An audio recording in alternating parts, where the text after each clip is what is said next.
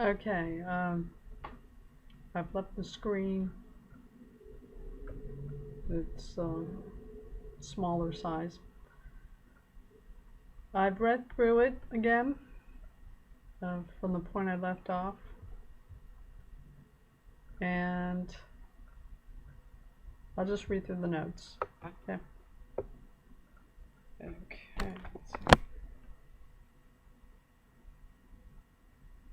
Fusilier. A soldier armed with a fusil.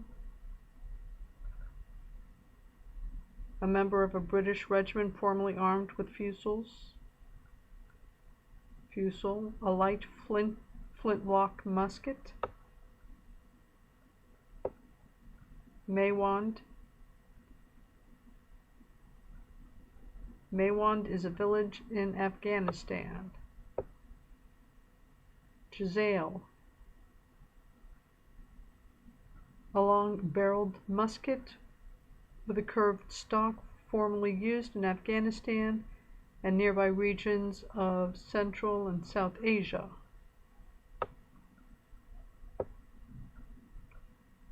Ghazis.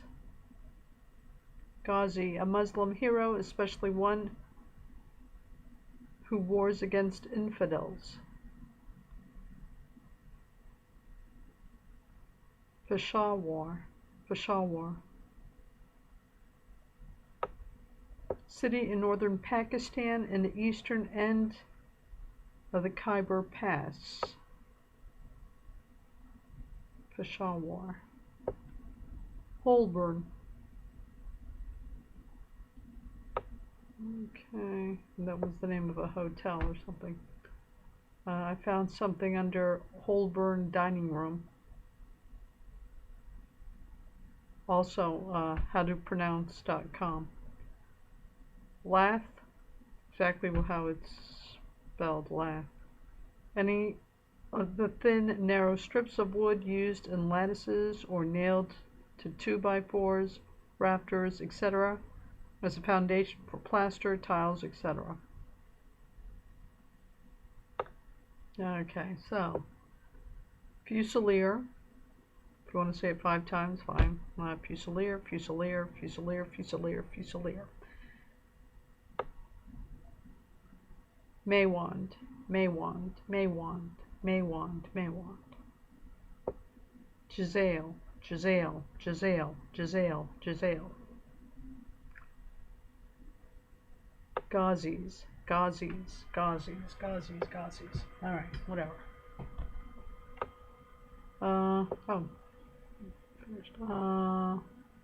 Peshawar. Peshawar. Peshawar. Peshawar. Peshawar.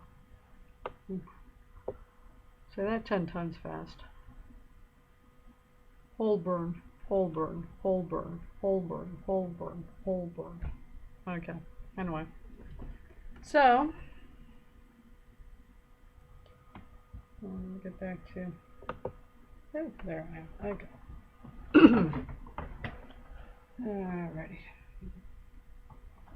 Should I use the whole screen? Let's use the whole screen. Oh, wow, okay.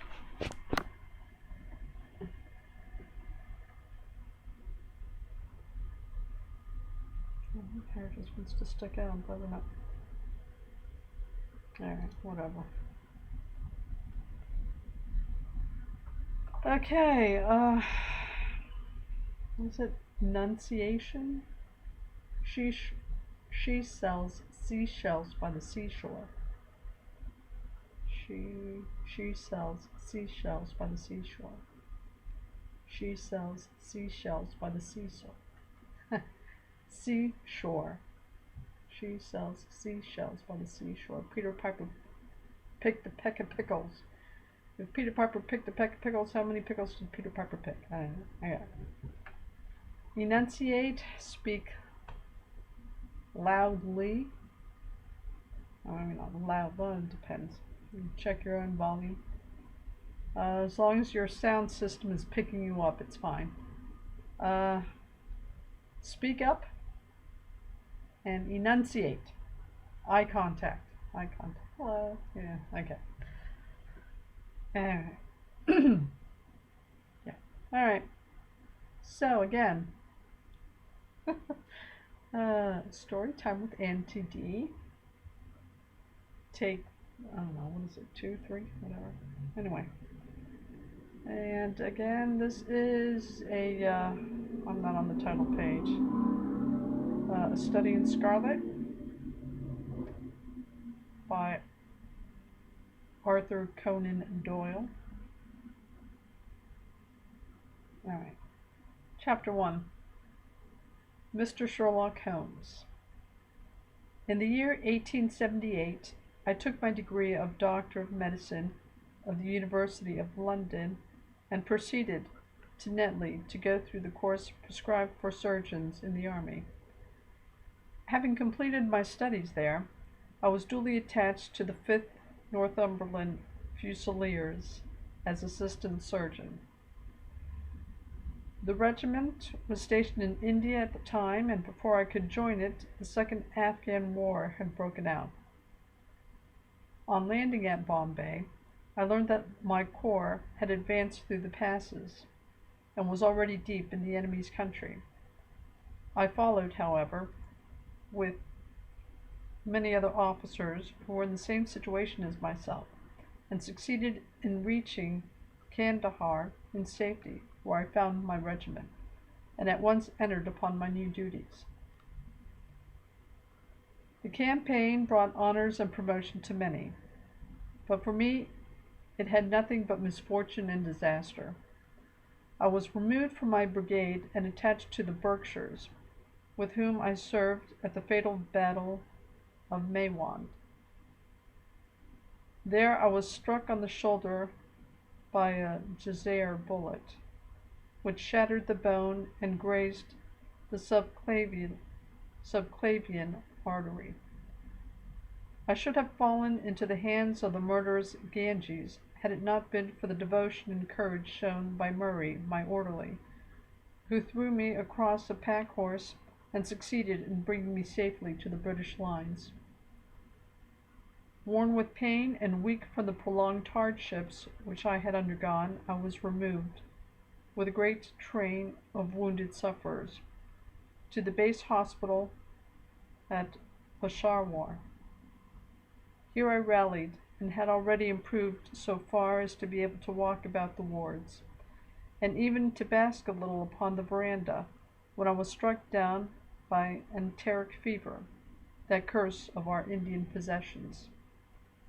For months my life was despaired of, and when at last I came to myself and became convalescent, I was so weak and emaciated that the medical board determined that not a day should be lost in sending me back to England. I was dispatched accordingly in the troop ship Orontes, and landed a month later on Plymouth Jetty, with my health irretrievably ruined, but with permission from a paternal government to spend the next 9 months in attempting to improve it. I had neither kith nor kin in England, and was therefore as free as air, or as free as an income of 11 shillings and 6 pence a day will permit a man to be. Under such circumstances, I naturally gravitated to London, that great cesspool into which all the loungers and idlers of the empire are irresistibly drained. There I stayed for some time at a private hotel in the Strand, leading a comfortless, meaningless existence, and spending such money as I had, considerably more freely than I ought. So alarming did the state of my finances become that I soon realized that I must either leave the metropolis and rusticate somewhere in the country, or that I must make a complete alteration in my style of living. Choosing the latter alternative, I began by making up my mind to leave the hotel, and to take up my quarters in some less pretentious and less expensive domicile. On the very day that I had come to this conclusion, I was standing at the Criterion bar, when someone tapped me on the shoulder, and turning round I recognized young Stamford, whom had been a dresser under me at Bart's. The sight of a friendly face in the great wilderness of London is a pleasant thing indeed to a lonely man. In old days Stamford had never been a particular crony of mine, but now I hailed him with enthusiasm, and he, in his turn, appeared to be delighted to see me. In the exuberance of my joy, I asked him to lunch with me at the Holborn, and we started off together in a hansom. "Whatever have you been doing with yourself, Watson?" he asked, in undisguised wonder, as we rattled through the crowded London streets. "You're as thin as a lath and as brown as a nut." I gave him a short sketch of my adventures, and had hardly concluded it by the time that we reached our destination. "Poor devil," he said, commiseratingly, after he had listened to my misfortunes. "What are you up to now?"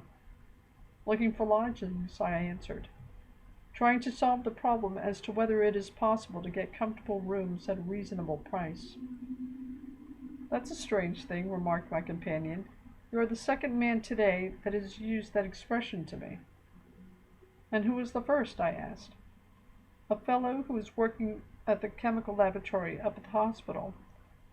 He was bemoaning himself this morning because he could not get someone to go halves with him in some nice rooms which he had found, and which were too much for his purse." "By Jove," I cried, "if he really wants someone to share the rooms and the expense, I am the very man for him. I should prefer having a partner to being alone." Young Stamford looked rather strangely at me over his wine-glass. "You don't know Sherlock Holmes yet," he said. "Perhaps you would not care for him as a constant companion." "Why? What is there against him?" "Oh, I didn't say there was anything against him. He is a little queer in his ideas, an enthusiast in some branches of science. As far as I know, he is a decent fellow enough." "A medical student, I suppose," said I. "No, I have no idea what he intends to go in for.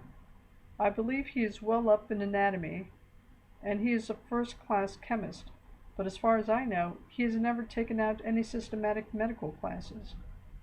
His studies are very desultory and eccentric, but he has amassed a lot of out-of-the-way knowledge which would astonish his professors." "Did you never ask him what he was going in for?" I asked. "No. He is not a man that is easy to draw out, though he can be communicative enough when the fancy seizes him." "I should like to meet him," I said. "If I am to lodge with anyone, I should prefer a man of studious and quiet habits. I am not strong enough yet to stand much noise or excitement. I had enough of both in Afghanistan to last me for the remainder of my natural existence. How can I meet this friend of yours?" "He is sure to be at the laboratory," returned my companion. "He either avoids the place for weeks, or else he works there from morning to night. If you like, we shall drive round together after luncheon." "Certainly," I answered, and the conversation drifted away into other channels. As we made our way to the hospital after leaving the Holborn, Stamford gave me a few more particulars about the gentleman whom I proposed to take as a fellow lodger. "You mustn't blame me if you don't get on with him," he said. "I know nothing more of him than I have learned from meeting him occasionally in the laboratory. You propose this arrangement, so you must not hold me responsible. If we don't get on, it'll be easy to part company," I answered. "It seems to me, Stamford," I added, looking hard at my companion, "that you have some reason for washing your hands of the matter. Is this fellow's temper so formidable, or what is it? Don't be mealy-mouthed about it." "It is not easy to express the inexpressible," he answered with a laugh. "Holmes is a little too scientific for my taste. It approaches to cold-bloodedness. I could imagine his giving a friend a little pinch of the latest vegetable alkaloid, not out of malevolence, you understand, but simply out of a spirit of inquiry, in order to have an accurate idea of the effects. To do him justice, I think that he would take it himself with the same readiness. He appears to have a passion for definite and exact knowledge. Very right, too. Yes, but it may be pushed to excess. When it comes to beating the subjects in the dissecting rooms with a stick, it is certainly taking a rather bizarre shape. Beating the subjects? Yes, to verify how far bruises may be produced after death. I saw him at it with my own eyes. And yet you say he's not a medical student? No. Heaven knows what the objects of his studies are. But here we are, and you must form your own impressions about him. As he spoke, we turned down a narrow lane and passed through a small side door, which opened into the wing of the great hospital. It was familiar ground to me, and I needed no guiding as we ascended the bleak stone staircase and made our way down the long corridor, with its vista of whitewashed wall and dun-colored doors. Near the further end, a low-arched passage branched away from it and led to the chemical laboratory. Okay, I'm going to stop there. You get the gist of it. Now this is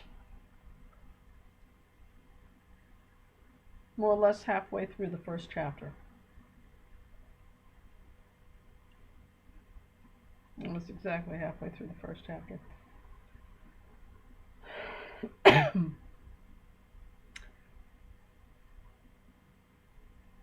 Now I had written, because it did occur to me, just going to the other screens, that there was one or two points I wanted to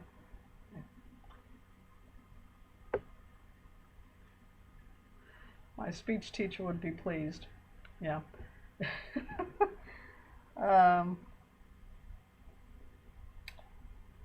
or patience? Yeah.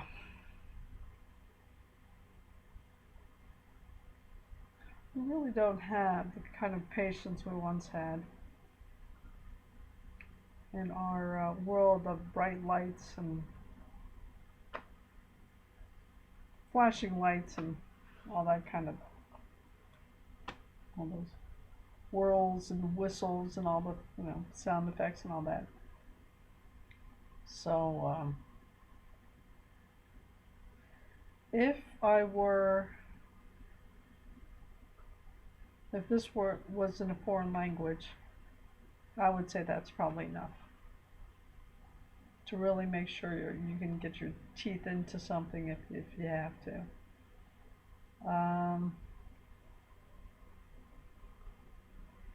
In my own language, at least finish off the darn chapter. I mean, especially if you're trying to get a sense of the book. Not only finish off the first chapter, but do the last chapter as well. Not necessarily record the last chapter, but definitely read it, so you're probably just going to go ahead and end up recording that too. But definitely read it. You don't want to work your way through most of the book just to find out, just to get to a disappointing end, or just perhaps even an infuriating end, right? So, I mean, that's a lot of, may not have been such a big deal, when reading was more commonplace. But now with video recordings and audiobooks, even if you want to try to stick to the original version,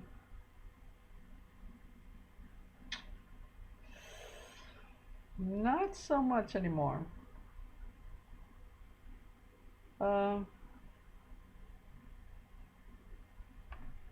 Yeah. I mean, in a time like this, it really throws us off what the norm is. So don't, even when you start a project, and it is a project now, don't expect to be able to carry it through in more familiar times. This is almost, I would imagine it's probably akin to the kind of satisfaction you get familiarizing yourself with a video game for millennials, I guess. I don't know.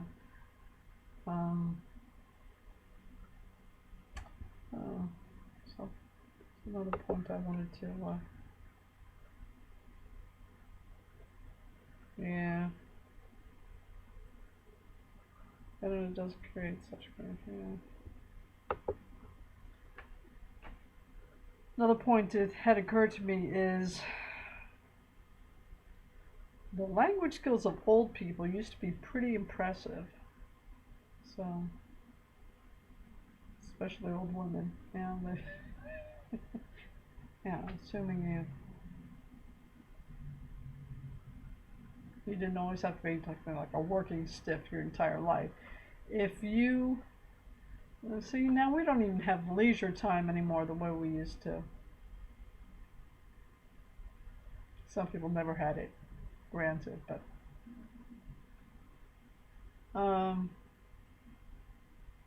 yeah, so things have changed a lot.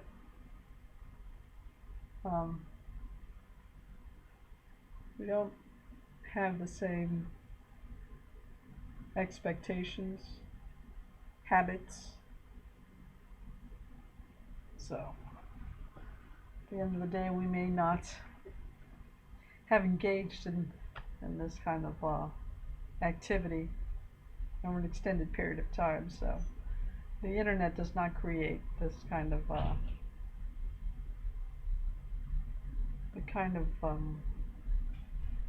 familiarity with language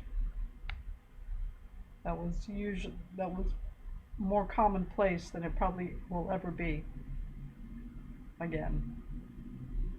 So, yeah. So, nobody wants to spend more time than they have to, more time and effort. Yeah, you're as patient and as hardworking as you have to be. Well, we don't have to be so patient or hardworking as we once had to be. And that's when we had leisure time, we had to fill up. So it's like, assuming we don't have a destructive nature, I'm sure the world provides such people with plenty of opportunities to explore those pastimes. But for the more thoughtful, no, maybe not thoughtful, but not so, I don't know, risk oriented as some people may be. There were stabler pursuits. Anyway, now with the internet age and all the video recordings and video games and those kind of diversions, you probably won't get a generation that is as literate as the older generations are, or I don't know. But whatever, every arena has its advantage. So, let's see if is there any other point? Time and patience. We just may run out of. We'll run out of patience before we run out of time, I'm sure. But whatever. At this unusual time, depending on your circumstances, whichever limit you reach first. Yeah, if it's in your own language, I mean, one chapter, come on. And really 2, the last one, so you don't feel, if you do end up having to look around for a little project to fill your time,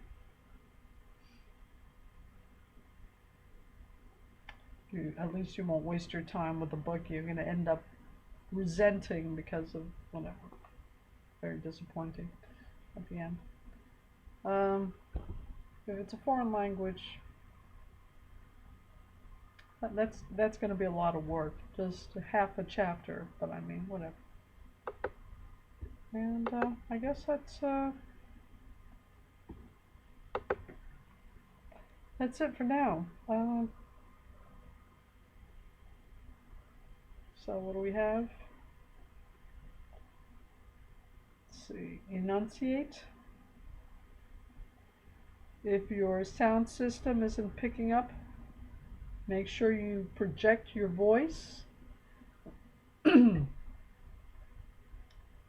Eye contact. And yeah, you can go online to look up stuff. You don't have to do the audio recording. Just as well, it would have taken up too much storage space, and as it is, the storage warning thing kept on popping up, so I ended up deleting a couple of apps that I really don't use. Gotta do that a lot.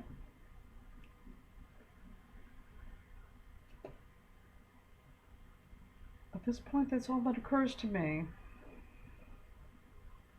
So,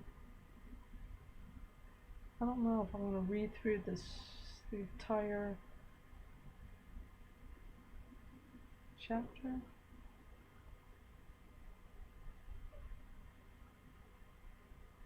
I don't know. I'm going to have to, darn, I may skip to the second part of the last chapter, just to cut it short. I don't know. I'm going to read through it and see if it's, if I think it's significant enough to go ahead and do the other parts as well. Okay, that's it for now. Still a work in progress to see how I'm going to arrange all this stuff. Talk to you later.